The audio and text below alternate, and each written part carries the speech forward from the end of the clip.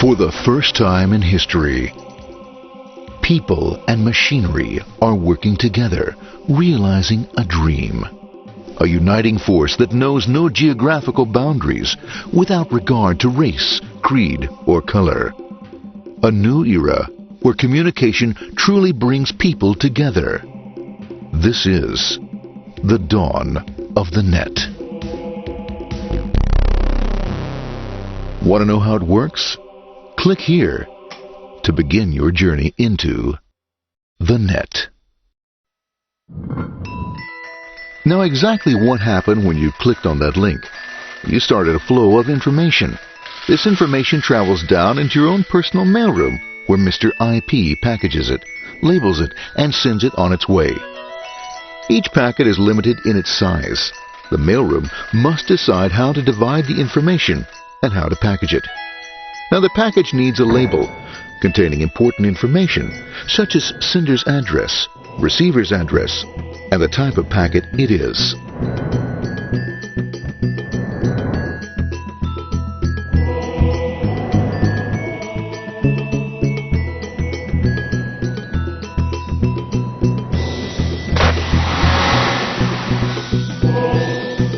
Because this particular packet is going out onto the internet, it also gets an address for the proxy server, which has a special function, as we'll see later. The packet is now launched onto your local area network, or LAN. This network is used to connect all the local computers, routers, printers, etc. for information exchange within the physical walls of the building. The LAN is a pretty uncontrolled place, and unfortunately, accidents can happen.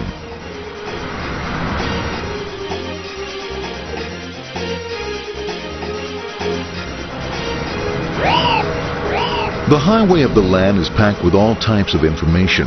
These are IP packets, Novell packets, Apple Talk packets. They're going against traffic, as usual. The local router reads the address and, if necessary, lifts the packet onto another network. The router, a symbol of control in a seemingly disorganized world. Whoops, sorry about that. Let's put this one here, this one here. This goes here, this one goes here. I don't like this one. Let's go with this one. Let's go here. A little over to the left. Let's go with this one here. Another channel here. Let's put that one here. Let's put that one here. There he is, systematic, uncaring, methodical, conservative, and sometimes not quite up to speed. Sorry. But at least he is exact, for the most part. That's my one goes there. That one goes there. That one goes there. That one goes there. And this one goes there. Another one goes there. That goes there. He's fine. That one goes there. That goes there. That goes there. Let's put that one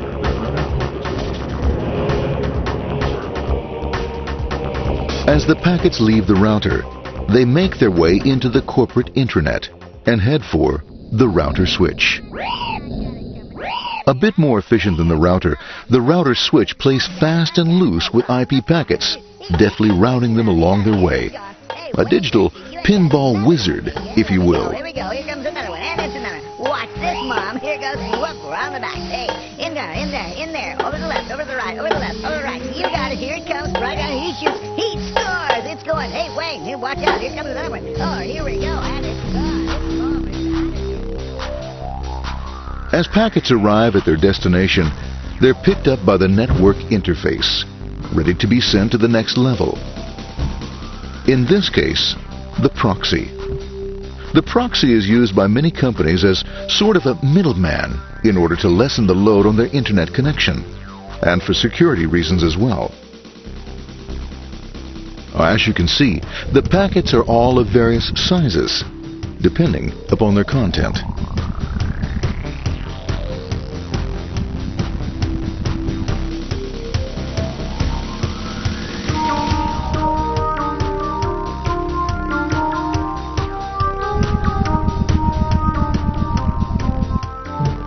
The proxy opens the packet and looks for the web address, or URL.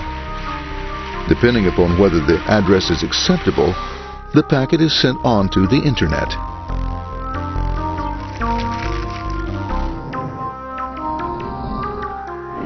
There are, however, some addresses which do not meet with the approval of the proxy, that is to say, corporate or management guidelines.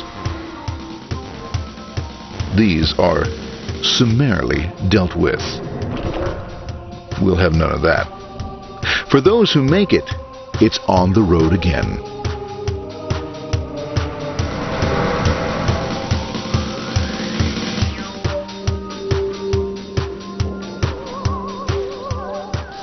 Next up, the firewall. The corporate firewall serves two purposes. It prevents some rather nasty things from the internet from coming into the intranet, and it can also prevent sensitive corporate information from being sent out onto the internet. Once through the firewall, a router picks up the packet and places it onto a much narrower road, or bandwidth, as we say. Obviously, the road is not broad enough to take them all. Now you might wonder what happens to all those packets which don't make it along the way. Well, when Mr. IP doesn't receive an acknowledgement that a packet has been received in due time, he simply sends a replacement packet. We are now ready to enter the world of the Internet. A spider web of interconnected networks which span our entire globe. Here, routers and switches establish links between networks. Now, the net is an entirely different environment than you'll find within the protected walls of your LAN. Out here, it's the Wild West. Plenty of space, plenty of opportunities, plenty of things to explore and places to go. Thanks to very little control and regulation, new ideas find fertile soil to push the envelope of their possibilities. But because of this freedom, certain dangers also lurk.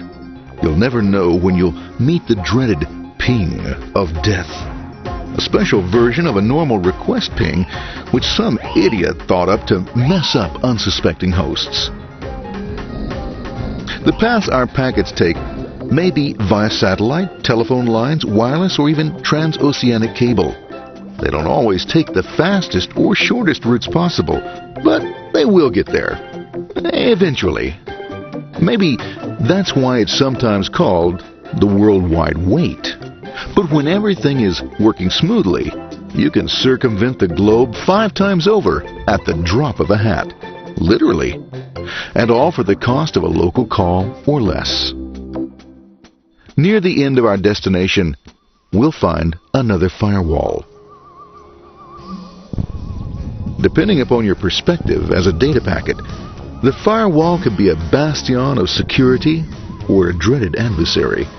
It all depends on which side you're on and what your intentions are. The firewall is designed to let in only those packets that meet its criteria. This firewall is operating on ports 80 and 25. All attempts to enter through other ports are closed for business.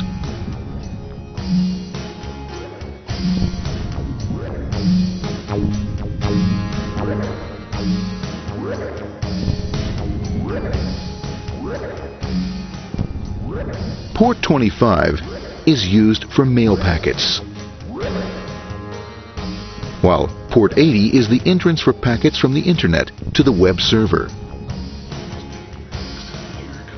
Inside the firewall, packets are screened more thoroughly.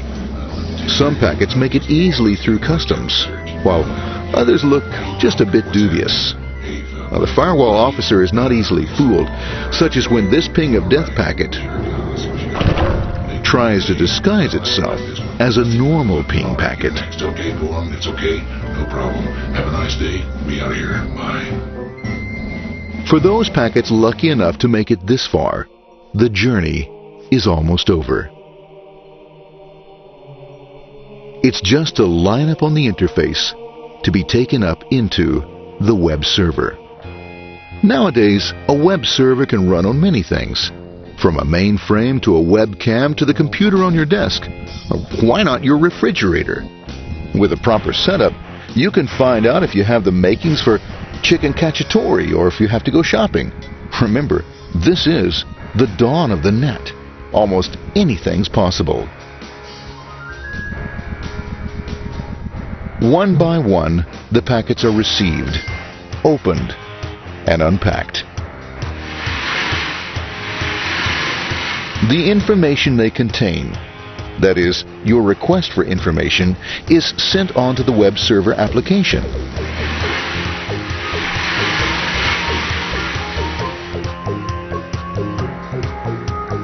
The packet itself is recycled, ready to be used again, and filled with your requested information.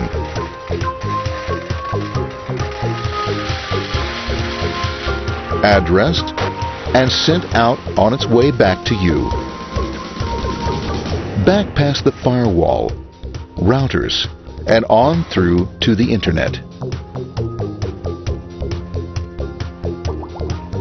Back through your corporate firewall.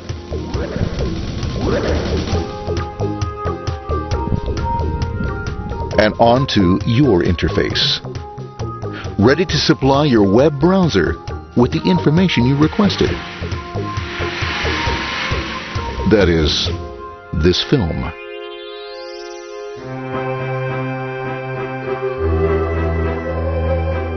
Pleased with their efforts and trusting in a better world, our trusty data packets ride off blissfully into the sunset of another day, knowing fully they have served their masters well. Now, isn't that a happy ending?